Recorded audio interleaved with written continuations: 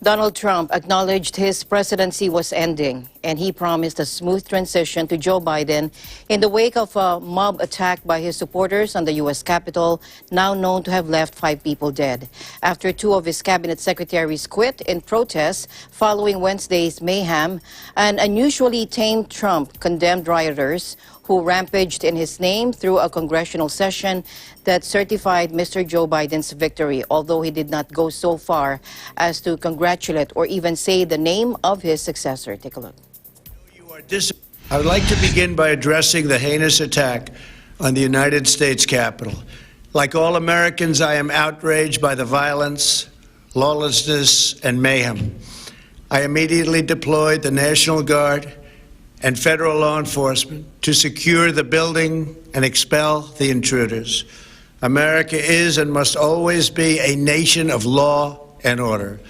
The demonstrators who infiltrated the Capitol have defiled the seat of American democracy. To those who engaged in the acts of violence and destruction, you do not represent our country. And to those who broke the law, you will pay. We have just been through an intense election and emotions are high, but now tempers must be cooled and calm restored. We must get on with the business of America. My campaign vigorously pursued every legal avenue to contest the election results. My only goal was to ensure the integrity of the vote. In so doing, I was fighting to defend American democracy. I continue to strongly believe that we must reform our election laws to verify the identity and eligibility of all voters and to ensure faith and confidence in all future elections. Now Congress has certified the results. A new administration will be inaugurated on January 20th. My focus now turns to ensuring a smooth, orderly, and seamless transition of power. This moment calls for healing and reconciliation. 2020 has been a challenging time for our people. A menacing pandemic has upended the lives of our citizens, isolated millions in their homes, damaged our economy, and claimed countless lives. Defeating this pandemic and rebuilding the greatest economy on earth will require all of us working together. It will require a renewed emphasis on the civic values of patriotism, faith, charity, community, and family. We must revitalize the sacred bonds of love and loyalty that bind us together as one national family. To the citizens of our country, serving as your president has been the honor of my lifetime. And to all of my wonderful supporters, I know you are disappointed, but I also want you to know that our incredible journey is only just beginning. Thank you, God bless you, and God bless America. Now, President Trump's turnaround came as the 2 top Democrats in Congress urged his immediate removal, fearing damage he can still inflict in his less than 2 weeks left in the world's most powerful job. 2 members of Donald Trump's cabinet resigned on Thursday with days left in the administration in protest over the storming of the Capitol by a mob of the president's supporters. The Education Secretary and Transportation Secretary, the only 2 women in Trump's inner cabinet, both said they could no longer remain in office after the violent rampage on a ceremonial session of Congress that certified President-elect Joe Biden's victory.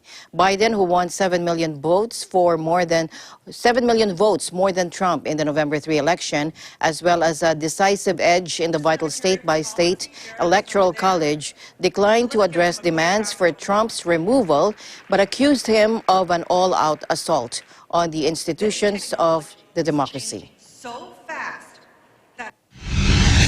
Yesterday, in my view, one of the darkest days in the history of our nation. An unprecedented assault on our democracy. An assault literally on the citadel of liberty in the United States Capitol itself. An assault on the rule of law. No one can tell me that if had been a group of Black Lives Matter protesting yesterday, they wouldn't have been treated very, very differently than the mob of thugs that stormed the Capitol. We all know that's true. And it is unacceptable, totally unacceptable. I join the Senate Democratic leader in calling on the Vice President to remove this president by immediately invoking the 25th Amendment. If the Vice President and the Cabinet do not act, the Congress may be prepared to move forward with impeachment. That is the overwhelming sentiment. When you have the 25th Amendment invoked, that would be calling upon the Vice President, as we hope to do, to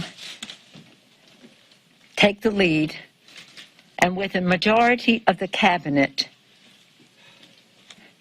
to be able to unseat the President of the United States, a very dangerous person who should not continue in office.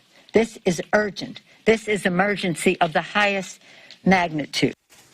As to the 25th Amendment being invoked, I do not believe that's appropriate at this point. I'm looking for a peaceful transfer of power. I'm looking for the next 14 days to reset, and we will hand off power in a traditional sense by being a peaceful transfer. I talked to Mark Meadows this morning. The transition is going well. It is fully in place. The president's frustrated. He thought he was cheated. Nobody's ever going to convince him that he wasn't. But this idea of asking the vice president to use his powers to send back electors that were certified doesn't exist in the Constitution. I think his president has been consequential from a conservative point of view. It's been an amazing 4 years in terms of judges, securing the border, a vaccine in record time, deregulating the economy, cutting taxes, historic Mideast peace agreements, the destruction of the caliphate, on and on and on, was tarnished by yesterday. When it comes to accountability, the president needs to understand that his actions were the problem, not the solution. That the rally yesterday was unseemly, it got out of hand, and a good friend of mine, Rudy Giuliani, did not help. I said on the floor of the Senate, I cast my vote accordingly, that Joe Biden is the legitimate president-elect of the United States. Adopted in 1967, the 25th Amendment lays out the provisions for a transfer of power from a U.S. president who dies, resigns, is removed from office, or for other reasons is unable to fulfill his or her duties. It has been invoked on several occasions, notably by Richard Nixon when he resigned in 1974, and for presidents undergoing a surgical procedure so that power could be shifted temporarily to the vice president. Vice President H.W. Bush was made acting president for about 8 hours while President Reagan was in surgery. President George W. Bush temporarily transferred power to Vice President Dick Cheney in June of 2002 and in July 2007 when he underwent routine colonoscopies under anesthesia. In October of last year, there was talk of Trump possibly invoking the amendment when he became ill with COVID-19, but in the end, he took no such action.